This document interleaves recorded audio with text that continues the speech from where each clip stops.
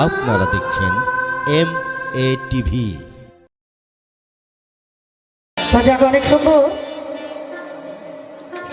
আমি যেখানে কথা রেখেছিলাম সেখান থেকে অনেক সুন্দরভাবে জবাব করেছেন, খুব ভালো লাগলো। মানে যেটা জিজ্ঞাসা করেছি সেটাও বলেছে, যেটা না জিজ্ঞাসা করেছি সেটাও আমরা পেয়েছি নাকি। মেঘ না চাইতেই বৃষ্টি, অনেক সুন্দর একটি গান করেছেন। এই পৃথিবীর সৃষ্টির আগে আমি একাই একেশ্বর, তোমায় সৃষ্টি করব বলে বাসনা ছিল আমার। সুন্দর কথা। যে কথা আমার ভাইজান বলেছেন, মানে বেশি কথাও নাই, হ্যাঁ বেশি সময়ও আমরা কাটাবো না, তাই না? ছোট, সেই দিকে লক্ষ্য রেখে আমি গান বা কথা বলার জন্য চেষ্টা করব। তো এখান হইতে আমরা বুঝতে পারলাম এই পৃথিবীর সৃষ্টির আগে আমরা কে কোথায় ছিলাম, একজন শিষ্য কোথায় ছিল বা গুরু কোথায় ছিল, শিষ্য আগে নাকি গুরু আগে, সেইটাও আমরা বুঝতে পারলাম। এর মধ্যে হইতে আমার আল্লাহ পাক তার বাসনা পূরণ করার জন্য এক ফোঁটা নূরকে সৃজন করলেন। আস্তে কেউ কথা বলবেন না। এই ভাই, আপনি দয়া করে একটু চুপ থাকবেন। এত কথা বললে হবে না, কারণ এখানে একটা মিডিয়া চলছে, বুঝতে পারছেন? চুপ থাকেন। হ্যাঁ বুঝতে পারছি। আমার আল্লাহ পাক যখন এক ফোঁটা নূরকে সৃজন করে ওই নূরের কাছে জিজ্ঞাসা করে, হে নূর আলাস্তু বিরাব্বিকুম, বলো তো তুমি কার? নূরে ওই টাইমে বলেছিল আনা আনতা, অর্থাৎ তুমি তোমার আর আমি আমার, আমি জিন্দা সাই পরোয়ার। ওই নূরকে আবারও দ্বিতীয় ভাগে ভাগ করা হলো। আমার আল্লাহ নূরকে আবারও জিজ্ঞাসা করে, হে নূর আলাস্তু বিরাব্বিকুম, বলো তো তুমি কার? নূরে আবারও বলেছিল আনা আনতা, তুমি তোমার আমি আমার, আমি জিন্দা সাই পরোয়ার। এইভাবে যখন একে একে চারবার যখন হয়ে গেছে, পাঁচবারের বেলায় আমার আল্লাহ মনে করছে এইভাবে তো হবে না, একটু চালাকি করলেন। কি করলেন? যতবার খণ্ড করে ততবার ওই খাদ্য বাতাস একটু একটু করে কমায় দেয়। যখন ওই খাদ্য বাতাস কমায় দেয় তখন ওই নূরের আর বল বুদ্ধি শক্তি থাকে না। পাঁচবারের বেলায় যখন আমার আল্লাহ জিজ্ঞাসা করে, হে নূর আলাস্তু বিরাব্বিকুম, বলো তো তুমি কার? ওই টাইমে ওই নূরে স্বীকৃতি দিয়েছিল, ইয়া কালু বালা, তুমি আমার আল্লাহ, আমি তোমার বান্দা, আমি করব তোমার সকল সময় উপাসনা। আচ্ছা, তাহলে এখানে তো গুরু এবং শিষ্য সৃষ্টি হয়ে গেল, নাকি বলেন তোমাদের? যখনই তার স্বীকৃতি দিয়ে দিল যে ইয়া কালু বালা, তুমি আমার আল্লাহ, আমি তোমার বান্দা, তুমি আমার গুরু, আমি তোমার ভক্ত বা শিষ্য, আমি সকল সময় তোমার উপাসনা করব।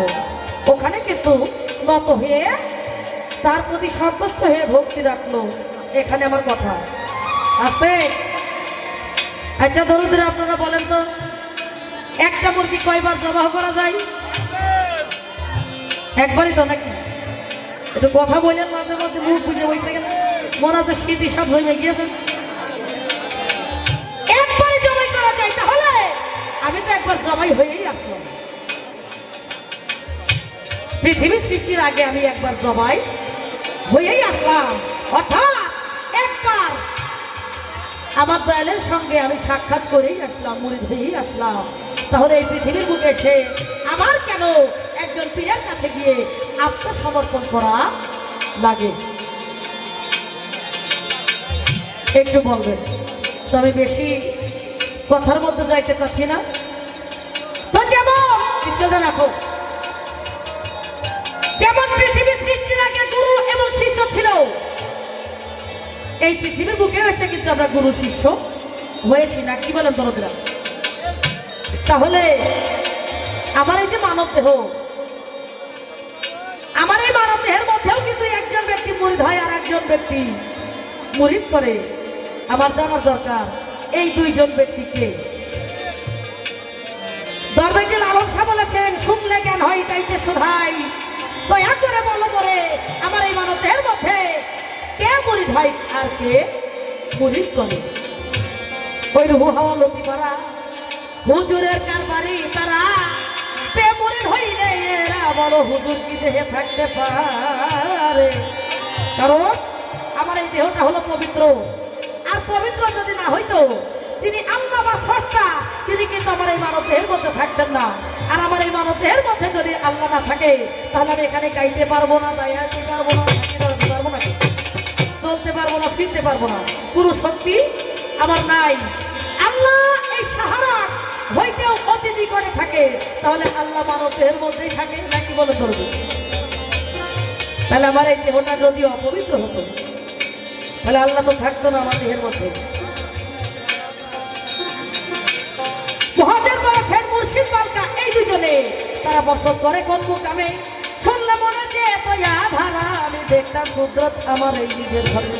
আচ্ছা দরদি, এই যে এখানে একটা কথা মহাজন বলেছেন দরবেশ লালন শাহ, শুনি নতুন সৃষ্টি হইলে পরে মুর্শিদ লাগে তার শিক্ষার করে। লালন বলে সবই তো পুরাতন, নতুন সৃষ্টি হচ্ছে কে রে? আচ্ছা দরদিরা, এই পৃথিবীর বুকে এসে যখন আমরা জন্মগ্রহণ করেছি, যখন মায়ের গর্ভ হইতে এই মাটিতে ভূমিষ্ঠ হয়েছি, হওয়ার পর পরই একই আজানের ধ্বনি আমরা কর্ণে শুনেছি নাকি বলেন? আল্লাহু আকবার। এর মধ্যে কি আর ব্যতিক্রম কিছু আছে, আলাদা কিছু আছে? নাই। সনাতন ধর্মের মধ্যে একই নাম, হরে কৃষ্ণ কৃষ্ণ কৃষ্ণ হরে হরে, হরে রাম রাম রাম হরে হরে। তাহলে একই নাম, একই আজানের ধ্বনি, এর মধ্যে কিন্তু আলাদা কোনো কিছুই আমরা পাই নাই। তাহলে পৃথিবীর বুকে নতুন করে আবার কার সৃষ্টি হচ্ছে, কি সৃষ্টি হচ্ছে, যে সেটাকে চেনার জন্য বা জানার জন্য আমি একজন মানুষ হয়ে আর একজন মানুষের পায়ুবি করব। একটু বলবে মাতর, আশা করি তিনি সুন্দরভাবে জবাব করবেন। তো আর একটা গান আপনাদেরকে শোনাই।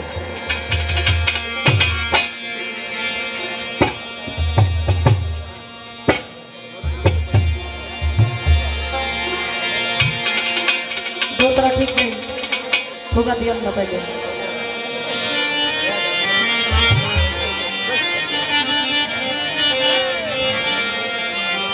এবার যে গানটি রাখবো এই গানটাও থাকবে আমার এই মানব দেহ সম্পর্কে। তো দেখি আমার দরদি কোন দিকে যাই, সেই দিকে আবার আস্তে আস্তে ধীরে ধীরে ক্রমে ক্রমে যাওয়ার জন্য চেষ্টা করবো।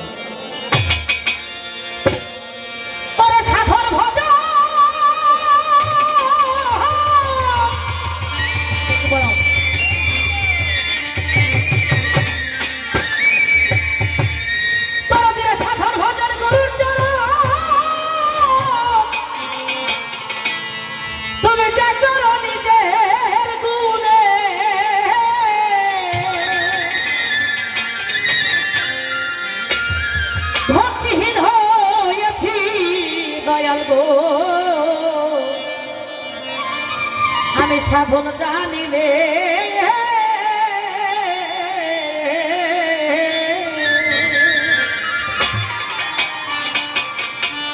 সাধন ভজন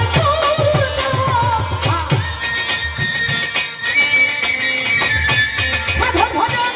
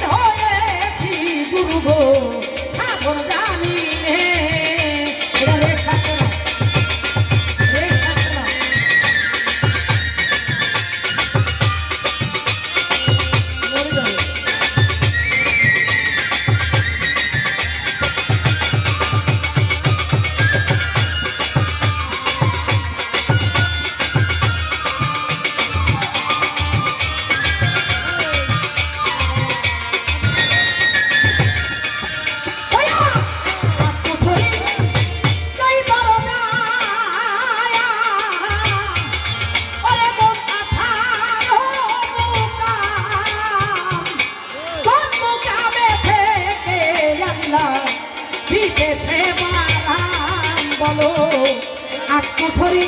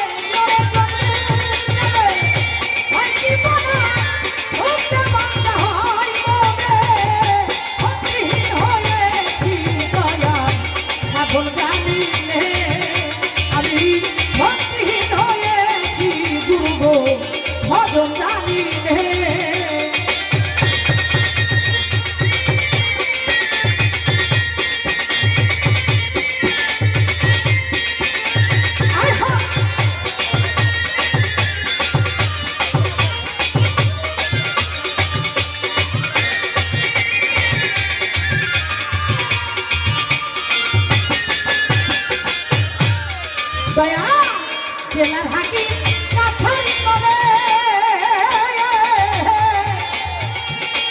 কাছারি ভাঙ্গিলে পরে সেই হাকিম রই কানে বলো জেলার হাকিম কাছারি করে কাছারি ভাঙ্গিলে পরে সেই হাকিম রই কানে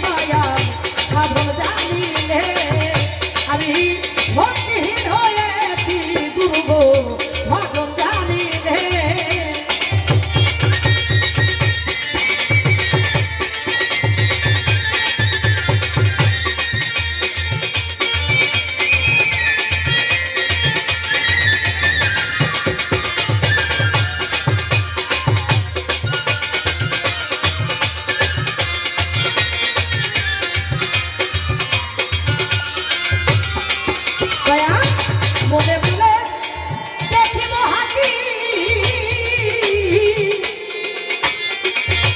দয়া দিল্লি মুর্শিদাবাদ বলতে দেখি আমি মনে বলে দেখব হাকি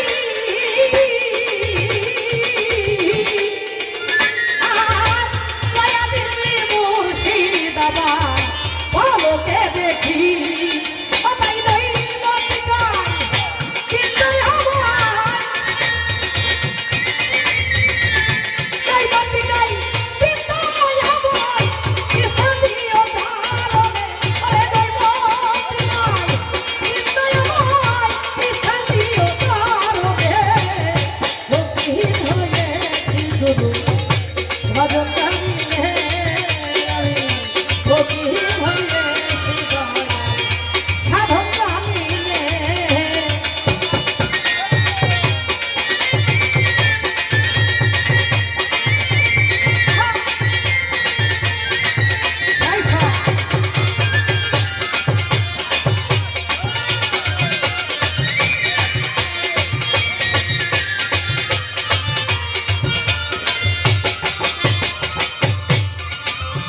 ভজন বলেছেন সাধন ভজন গুরুর চরণ তুমি কাহা করো নিজের গুণে ভক্তিহীন হয়েছে দয়াল আজ আমি সাধন জানি রে। আচ্ছা দয়াল আমার জানা দরকার এই যে সাধন ভজন সাধন অর্থটা কি আর ভজন অর্থটাই বাকি সাধন করলে কি পাওয়া যায় আর ভজন করলেই বা কি পাওয়া যায় আমি যদি না জানি তাহলে তো আমার গুরুকে সাধনাও করতে পারবো না ভজনও করতে পারবো না কি পারবো না তাহলে অবশ্যই আমাদের জানা দরকার ভজন বলেছেন এই ভারতের মধ্যে আট কুঠরি নয় দরজা 18টা মুকাম কোন মুকামে থেকে আল্লাহ দিতেছে বারাম কোন মুকামের হয় কি বানা নাম আমার শুনতে বাঞ্ছা হইব নে। মুকাম শব্দ অর্থ ঘর। আমার এই মানব দেহের মধ্যে 8টা কুঠরি আছে। ও দয়াল, আমার জানা দরকার এই মানব দেহের মধ্যে 8টা কুঠরি কি, 9টা দরজা কোন কোন জায়গায় আসছে, তাদের কর্মটা কি। 18টা মুকাম আছে আমার এই মানব দেহের মধ্যে, তারা কোন কোন জায়গায় আছে। আমার আল্লাহ পাক কোন মুকামের মধ্যে বসত করে, সেই মুকামটার নাম কি। যাহা আছে এই বিশ্ব ব্রহ্মাণ্ডে, শুনেছি তাই আছে এই মানব ভাণ্ডে, তার চাইতে বেশি আছে এই মানব ভাণ্ডে। তাই যদি হয়ে থাকে, জেলার হাকিম কাছারি করে, এই কাছারি ভাঙ্গিলে পরে সেই দিন হাকিম রবে কনে। হাইকোর্ট আদালত মনসুখ জস্ত বলো সদর হাকিম সে রয় কনে। অবরোধী, ওই যে বললাম যাহা আছে এই বিশ্ব ব্রহ্মাণ্ডে তাহাই আছে, তার চাইতে বেশি আছে এই মানব ভাণ্ডে। মানব দেহের মধ্যে তার চাইতে বেশি আছে। তাহলে আমার এই মানব দেহের মধ্যে হাইকোর্ট আদালত মনসুখ জস্ত এগুলো কোথায় কোথায় আছে, তাদের কাজ কি। শুনেছি দরদি, আল্লাহ যদি আমার এই মানব দেহের মধ্যেই থাকে, কথাটা লক্ষ্য দিয়ে শুনবেন। আল্লাহ পাক যদি এই মানব ভাণ্ডেই বিরাজমান হয়, মুমিনের কলমেই যদি তার বসবাস হয়, মানুষের মধ্যেই যদি তার বাসস্থান হয়, তাহলে আল্লাহ সদা সর্বক্ষণ আমাদের মানব দেহের মধ্যেই আছে নাকি বলে ধরবে। আচ্ছা, তাই যদি থাকে, যেদিন আমার এই দেহটা বিলীন হয়ে যাবে, এই পৃথিবীর বুক থেকে যেদিন আমি বিদায় নিয়ে চলে যাব, অদরদি আপনি বলবেন সেই দিন কি, সেই দিন কি আমার এই মানব দেহের মধ্যে আপনি থাকবেন নাকি থাকবেন না, আপনার স্থানটা হবে কোন জায়গায়। যেদিন আমার এই ভববাড়ি পার হয়ে যেদিন খাটিয়াই করে নিয়ে যাবে, নিয়ে যেদিন আমাকে রেখে চলে আসবে সবাই ফাঁকি দিয়ে, সেই দিন আল্লাহ তুমি কি আমার এই মানব দেহের মধ্যেই থাকবে নাকি তোমার স্থান অন্য কোথাও হবে, কোথায় থাকবে সেদিন। আমার মনে বলে আমি দেখি বহাকি গয়া দিল্লি মুর্শিদাবাদ পলকে দেখি, নৈবদিন তাই দিন তাই আমায় তুমি স্থান দিও ওই চরণে। আমার মনের মধ্যে আশা বাসনা জাগ্রত হয় যে আমি সেই স্রষ্টাকে দেখব, আমার সেই পরম বন্ধুকে আমি দেখব, কিন্তু কই তাহাকে আমি দেখতে পাচ্ছি না। আমি দেখছি কি গয়া দিল্লি মুর্শিদাবাদ, একটা চোখের পলকে আমি ঢাকা দিল্লি সবকিছু দেখছি, কিন্তু সেই পরম সাতটাকে আমি দেখতে পাচ্ছি না, সেই স্রষ্টাকে আমি দেখতে পাচ্ছি না। কারণটা কি? সেই হাকিমকে তো আমি দেখতে পাচ্ছি না। আসলে কি আমরা কোনোদিনই দেখতে পাবো না নাকি? একটু সুন্দরভাবে বলছি আমি সন্তোষ। ওরে নৈমতি কই